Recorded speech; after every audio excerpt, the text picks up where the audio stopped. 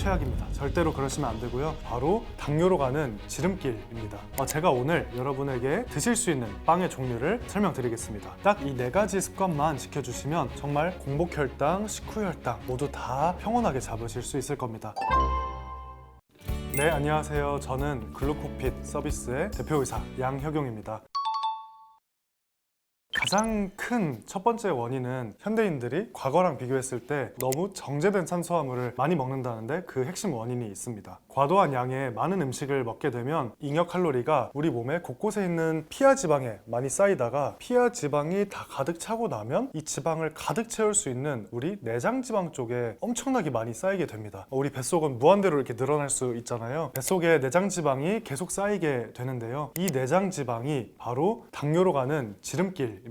또한 이제 탄수화물과 또 너무 정제된 흡수가 빠른 탄수화물, 예를 들면 흰빵, 흰면, 흰떡, 케이크 혹은 탕후루 이런 음식을 드시게 되면 우리 몸 안에 급격하게 탄수화물이 소화되면서 당으로 흡수가 되는데요. 그러면 혈당 스파이크라고 하죠. 혈당이 급격하게 올라가면서 우리 몸의 췌장에서 큰일 났다, 비상상태다 하면서 인슐린을 엄청나게 분비를 해냅니다. 이 췌장이 혹사하게 되는 거죠. 그러면 혈당은 급격하게 다시 떨어지게 되면서 췌장이 계속 혹사하는 상황이 반복이 되다 보면 어느 순간 췌장이 나 일 더 이상 못하겠다 하고 널브러집니다. 그러면 이게 또 당뇨로 가는 지름길인 거죠. 그래서 현대인들은 과거랑 비교했을 때 너무 많이 먹고 탄수화물, 그 중에서도 정제 탄수화물을 너무 많이 먹는 게 현대인들의 이렇게 당뇨 문제가 심각해진 핵심 원인이고요. 한 갓을 쓴 선비가 밥 한 3공기 정도 돼 보이는 고봉밥으로 쌓아두고 먹었고, 조선시대 때는 그게 흔한 일이었다고 하더라고요. 그렇게 탄수화물 많이 먹는데 조선시대 사람들은 다 날씬하지 않냐, 정말 탄수화물이 원인이 맞나요? 저한테 한 환자분께 질문을 해주셔서, 조선시대 때는 그렇게 많은 탄수화물 양을 먹고 심리를 걸어 다녔습니다. 그래서 탄수화물을 많이 먹는 것도 문제이지만 현대인들은 그 많은 양의 탄수화물을 먹고 나서 이 당 조절을 우리 췌장이 다 열심히 일해서 조절하도록 만들고 있는 거죠. 그런데 췌장이 일을 다 시키는 게 아니라 밥 먹고 나서 당을 바로바로 써주게 되면 췌장이 덜 혹사되기 때문에 똑같은 양의 고봉밥을 먹더라도 조선시대 때는 살이 덜 찌고 당뇨도 없을 수 있었던 거죠. 네, 요즘에 정말 중년분들 뿐만 아니라 정말 30대 젊은 당뇨 환자분들이 굉장히 많이 생겼다는 걸 느끼고 있어요. 저희 2만 명의 회원분들 중에서 30대인 비율이 20-30%가 되거든요. 그래서 원래는 당뇨는 이제 고령층의 분들만 이제 걸리는 거라고 원래는 생각을 했었다면, 진짜 이제는 나이가 드신 분들만의 문제가 아니라 정말 현대인이라면 누구나 다 신경 쓰고 관리해야 되는 질병이구나 라는 걸 저도 좀 느끼고 있습니다. 그렇기 때문에 이렇게 계속 당 관리가 잘 되지 않으면 나이가 들면 들수록, 중년에 접어들수록, 특히 여성분들은 폐경기가 될수록 더욱더 이 문제가 심해질 수 있기 때문에 지금부터 당 관리를 해주셔야 건강한 생활을 하실 수 있을 겁니다. 미국 이런 해외 영화를 보면 꼭 이렇게 토스트에다가 굉장히 영롱한 색깔의 과일 주스를 딱 두고 아침 혹은 브런치를 먹습니다. 그런데 이게 정말 당뇨로 가는 지름길이에요. 최악의 아침 식사이고요. 그 이유는 빵도 문제이지만 아침을 잘 챙겨 먹어야만 하루 혈당의 시작을 굉장히 잘 할 수가 있는데요. 아침에는 우리가 공복 시간이 가장 긴 때이잖아요. 그래서 저녁을 먹고 나서 최소 12시간 정도는 공복 상태일 때 저희는 아침 먹기를 시작합니다. 그런데 공복 상태가 길어지면 길어질수록 우리 몸은 탄수화물에 굉장히 민감해지게 돼요. 사실 탄수화물에 대한 민감도가 높아진다는 건 좋은 반응이거든요. 탄수화물에 잘 반응을 못하는 게 당뇨이기 때문입니다. 그런데 탄수화물의 민감도가 이렇게 높아진 아침에 굉장히 흡수가 빠른 이런 흰빵을 드시게 되면 몸 안에 급격하게 당이 또 흡수가 되겠죠. 그럼 제가 앞서 말씀드린 것처럼 아침에 하늘 끝까지 혈당 스파이크가 생기면서 이 혈당을 떨어뜨리기 위해서 우리 췌장이 또 아이고 깜짝이야 이러면서 인슐린을 엄청 많이 분비를 시킵니다. 그러면 이제 아침에 일어나자마자 췌장 혹사시켰고 혈당이 급격하게 떨어지는데요. 혈당이 급격하게 떨어지면서 대표적으로는 식곤증, 밥 먹고 졸림 증상, 아니면 그런 분들 있으실 거예요. 11시 정도, 11시 반 정도만 되면 점심 먹기 전에 엄청나게 배가 고프신 분들 있으실 건데요. 그게 바로 아침에 이렇게 큰 혈당 스파이크를 만들었기 때문입니다. 그래서 저 같은 경우에도 어렸을 때 아침을 전 안 먹고 싶었어요. 그래서 안 먹고 어머니께서 밥 먹어라 하고 챙겨주시는데 빨리 학교 가야 된다 하고 학교를 근데 갈 때 오히려 점심 먹기 전에 배가 안 고프고 어머니께서 이제 샌드위치를 싸주셔서 이 샌드위치를 먹고 간 날에는 오히려 점심 먹기 30분 전에 너무 배가 고파서 배가 아플 정도였어요. 그래서 이런 경험 하신 분들이 있을 건데요. 그게 아침에 빵과 같이 혈당을 굉장히 많이 오르는 음식을 먹고 혈당 스파이크가 생긴 후에 혈당이 급격하게 떨어졌기 때문에 발생하는 그런 증상입니다. 그래서 제가 저희 환자분들께도 아침에 이렇게 밀가루 흰 빵보다는 좀 혈당을 천천히 올릴 수 있는 다른 종류의 빵을 드시는 걸 제가 권장을 드리고 있습니다. 여기서 제가 한 번 더 강조드리고 싶은 건 잼입니다. 빵에 잼 발라먹는 거 절대 하지 말라고 말씀드리고 싶어요. 이건 마치 이미 혈당 폭탄인 흰 밀가루 빵에 그냥 설탕 뿌려서 먹는 겁니다. 우리 최장아 혹사해라 힘들어라 라고 시키는 거라서 절대로 피하라고 말씀드리고 싶습니다.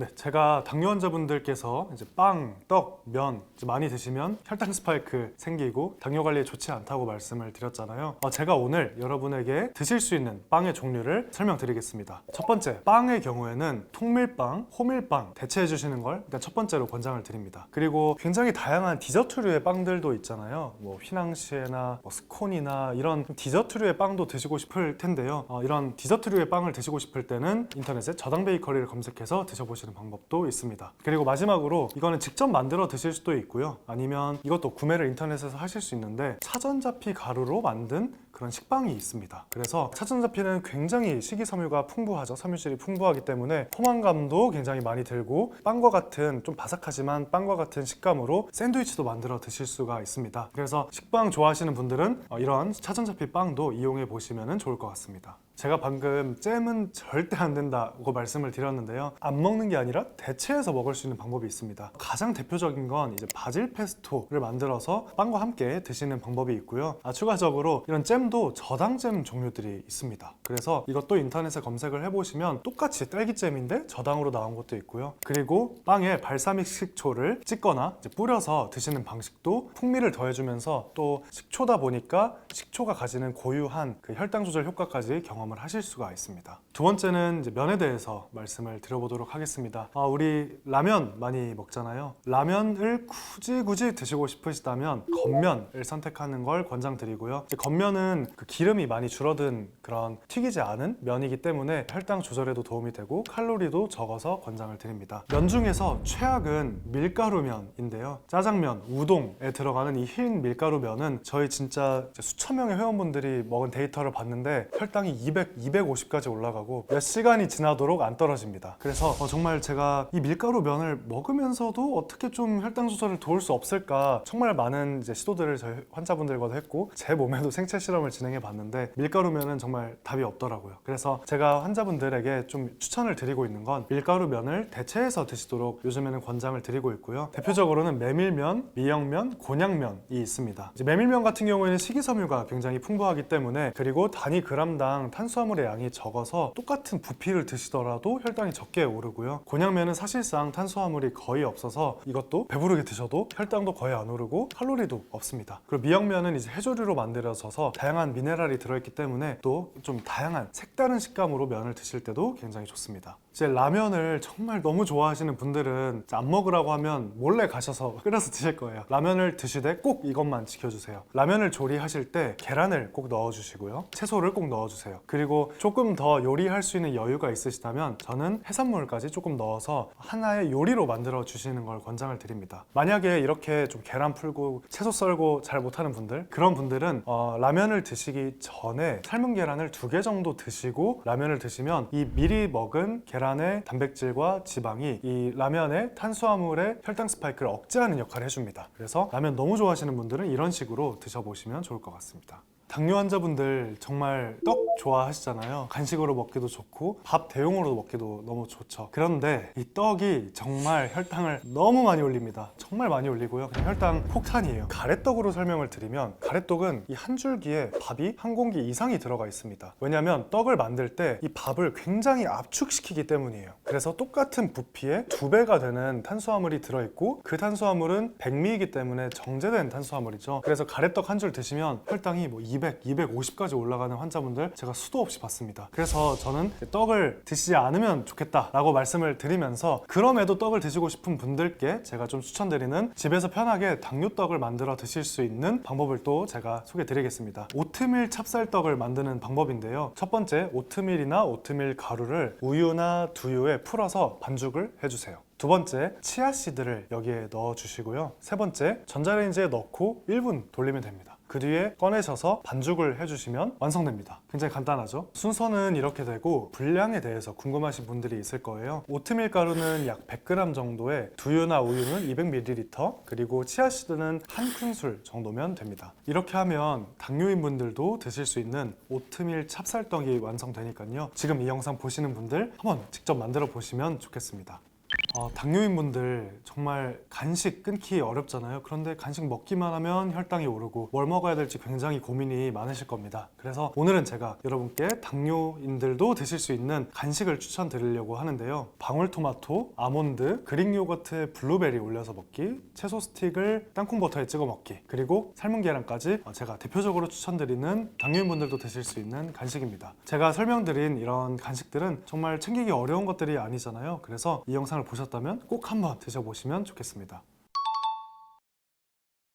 제가 당뇨 환자분들에게 꼭 추천드리고 싶은 몇 가지 습관이 있는데요. 딱 이 4가지 습관만 지켜주시면 정말 공복혈당, 식후혈당 모두 다 평온하게 잡으실 수 있을 겁니다. 첫 번째는 야식 먹지 않기입니다. 오후 9시 좀 늦은 시간에 야식을 먹게 되면 이 음식이 아직 다 사용되기 전에 우리가 이제 잠에 들게 되는데요. 그러면 아침에 아무것도 안 먹었는데도 공복혈당이 스물스물 올라가서 120, 130 이렇게 올라가는 환자분들이 굉장히 많아요. 이걸 막기 위해서는 식사 시간을 밤늦은 시간이 아닌 오후 7시 전에 끝내주시는 게 다음날 공복혈당을 건강하게 만드실 수 있는 첫 번째 방법입니다. 두 번째는 과도한 탄수화물 섭취 금지입니다. 탄수화물을 드셔도 괜찮아요. 그런데 너무 많은 양의 탄수화물 드시거나 아니면 탄수화물만 드시면 굉장히 큰 혈당 스파이크가 생기게 됩니다. 이 혈당 스파이크가 계속 반복이 되면 그게 바로 당뇨가 되는 거거든요. 그래서 식사를 구성하실 때는 혈당 스파이크를 최소화하실 수 있도록 탄수화물의 양을 적당량으로 조절하시고 탄수화물에 반드시 단백질과 지방을 골고루 균형 잡히게 식사를 해주시는 게